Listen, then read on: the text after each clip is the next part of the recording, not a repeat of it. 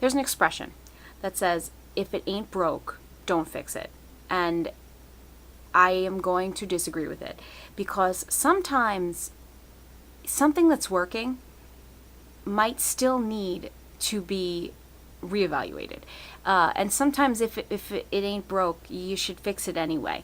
And let me explain what that means a little bit more. What I mean by that is that if you have something that you've always been doing and you've always done it that way, you may actually be in a rut. And even though that may be working and that may be working well, there may be another way that it would work better that you're missing out on because you're doing it the way you're doing it. And just because what you're doing works doesn't mean there's something out there that doesn't work better.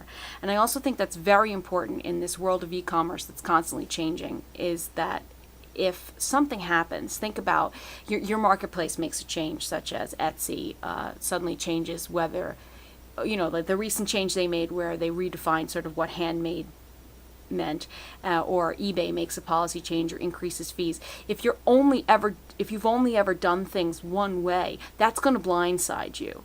Whereas if you've already been experimenting and you've already been trying different things, then all of a sudden you're in a situation where that doesn't screw you over quite as much, because you're more aware of the options that are out there. So I think that's one of the biggest lessons I would pass along to anyone in business, is that don't become stagnant.